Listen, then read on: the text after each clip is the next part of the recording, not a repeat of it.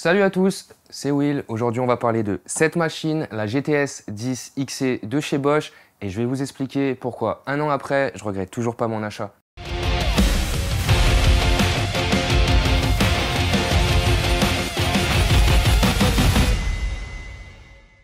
Cette machine, elle est destinée à un usage professionnel, mais si vous êtes bricoleur, que vous avez un petit ou un grand atelier, elle fera l'affaire. Cette machine, elle est destinée à être transportée sur les chantiers, donc vous pouvez vous dire que c'est une machine qui reste compacte. Elle fait 76 par 58 cm et elle fait 36 kg. Alors il y a deux solutions, vous pouvez faire comme moi, créer votre propre établi, ou sinon Bosch propose deux établis spécifiques à la machine. Compacte, oui, mais regardez, elle s'allonge et propose 106 cm. Elle s'allonge également ici. Elle propose 106 cm et une largeur de coupe entre la lame et le guide parallèle de 63 cm. Cette scie table, la GTS 10 XC de chez Bosch, c'est l'une des plus puissantes en monophasé. Elle fait 2100 watts. 254 mm, c'est le diamètre de la lame qui propose donc une hauteur de coupe de 79 mm et je peux vous dire qu'on peut couper de sacrées pièces. Regardez, ils sont là, il y en a 10, je les aime bien, je veux encore les garder longtemps. Il y a deux points sécurité que j'ai envie de voir avec vous sur cette machine. Alors déjà, c'est qu'il y a un démarrage progressif, donc ça c'est très pratique pour pas se faire surprendre par la vitesse de la lame. Et la seconde chose, c'est que cette machine a un frein moteur. Quand on éteint la machine, la lame s'arrête en 3 secondes. La fonction cool, ce que j'apprécie pendant l'utilisation de cette machine, c'est la fonction speed constant. Ça veut dire qu'on a un ajustement constant de la vitesse de rotation pendant la coupe. C'est intéressant parce que si tu utilises du pin, du chêne, des épaisseurs différentes, ta machine va forcer plus ou moins et elle va s'adapter à ce que tu fais. On le sait, quand on a ce genre de machine, l'un des accessoires les plus importants, c'est le guide parallèle. Celui-ci, je l'apprécie vraiment parce qu'il a double verrouillage. Et vous voyez, ça tient vraiment bien. Et si j'ai acheté cette machine, c'est parce que c'est la seule, c'est l'unique qui dispose d'un chariot de coupe intégré. Et ça, c'est vraiment pratique dans certaines utilisations. Par rapport à ce chariot, si Bosch m'écoute, il y aurait un petit point à améliorer.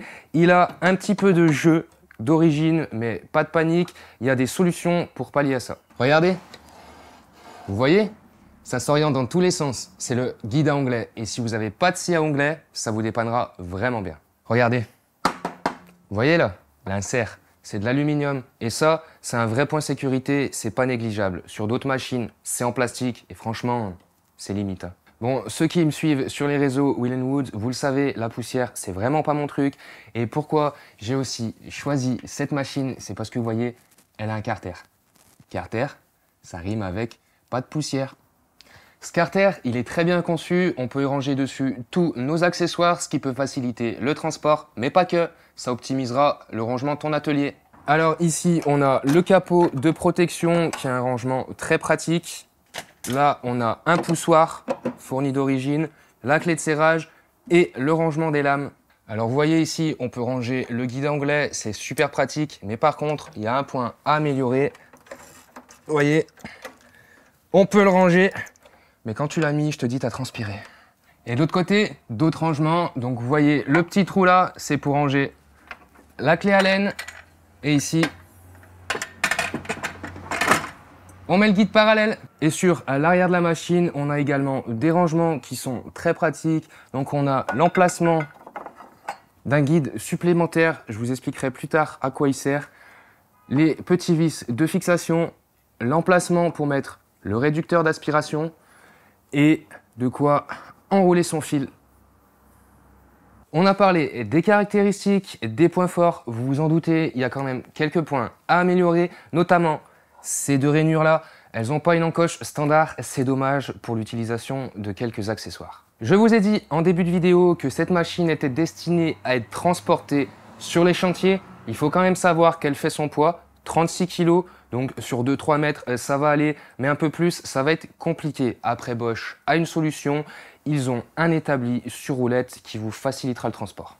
Autre axe d'amélioration, c'est au niveau de la vis de fixation du guide anglais. Regardez, là, je suis au max et du coup, je ne peux pas couper plus long.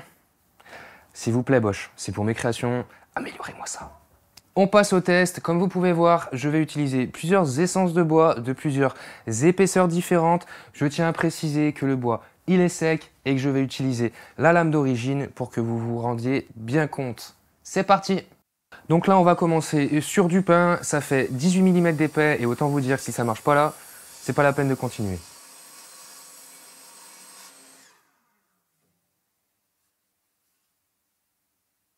Maintenant, on va essayer sur du chêne, toujours en 18 mm d'épaisseur.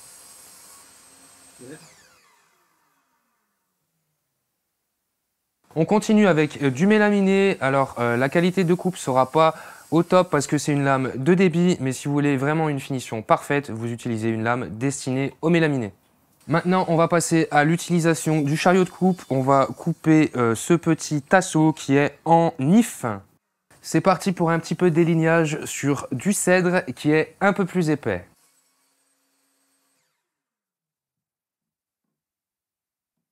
On enchaîne avec du chêne et du pin de différentes épaisseurs.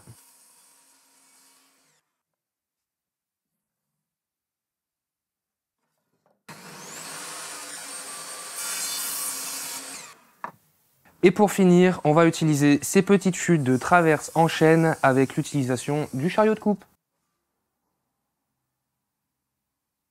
En conclusion, sur cette phase de test, on a pu voir que la machine n'a pas forcé, même quand j'ai utilisé cette chute en chêne. On peut même voir que les coupes sont plutôt belles avec une lame d'origine. Je suis même surpris sur la qualité de coupe sur du mélaminé. La face du dessus est nickel. La face du dessous, on a un peu des éclats, mais c'est normal. En tout cas, pour une lame d'origine, franchement, c'est top. La fonction speed constant prend tout son intérêt. Avant de vous servir de cette petite beauté, je tiens à vous préciser qu'il y a quelques réglages à faire. Donc ne négligez pas cette partie, on voit tout de suite les réglages à faire et comment les faire. Premier réglage, et non des moindres, ça va être au niveau du couteau diviseur et de la lame. On voit ça tout de suite. Personnellement, ce réglage-là, chez moi, était parfait, mais il faut quand même le vérifier. Regardez l'alignement entre le couteau diviseur et la lame et vous faites ça des deux côtés. Mon alignement était bon. Si chez vous, ce n'est pas le cas, il vous faudra cette petite clé Allen et on va régler le couteau diviseur à l'aide de ces deux vis. Vous desserrez légèrement les deux, vous réglez votre couteau diviseur et vous resserrez petit à petit un coup l'un, un coup l'autre. Pour le réglage de la hauteur du couteau diviseur, rien de plus simple. On déclenche la manette et on reverrouille. Donc avant, c'était beaucoup plus compliqué pour le réglage de la hauteur, comme quoi Bosch prend en compte les avis des utilisateurs. Pour le changement de lame, rien de plus simple. Il suffit d'activer cette manette et de tourner la lame pour qu'elle se bloque. Avec la clé de serrage fournie d'origine, tu desserres et c'est bon. L'insert en alu, il a également quelques petits réglages à faire. Ça se passe ici, au niveau de ces 4 vis là, qui va vous permettre de jouer sur la hauteur de l'insert. Alors, petite précision pour vous, l'insert doit être parfaitement à fleur à l'avant de la lame ou au pire plus bas. Et à l'arrière, soit il doit dépasser de la table, soit être parfaitement à fleur. Guide parallèle, chez moi, il n'y avait pas de souci. Mais si jamais tu dois le régler, c'est ici que ça se passe. Tu as ces 4 vis à desserrer, tu joues avec l'orientation et tu les resserres. Mais c'est pas tout. On a aussi un autre réglage qui se situe sur cette molette qui va jouer sur la force de serrage au niveau du verrouillage du guide. Petite précision avant que j'oublie pour le guide parallèle, au niveau des réglages, je vous conseille d'avoir 1 mm de décalage au niveau de la sortie vers l'extérieur pour éviter que votre planche, pendant que vous coupez, se coince. Si elle se coince, phénomène de kickback et ça fait très très mal. Technique Willenwood. Non, je déconne. C'est pas exclusif, mais bon. Si jamais vous voulez régler votre chariot pour qu'il n'y ait plus aucun jeu, vous desserrez toutes ces vis ici. Vous utilisez des petites cales d'espacement dans les deux fentes. Vous la décalez du même côté pour que ça reste parfaitement parallèle. Vous resserrez. Vous pensez bien à mettre du lubrifiant sur les rails et ce sera parfait.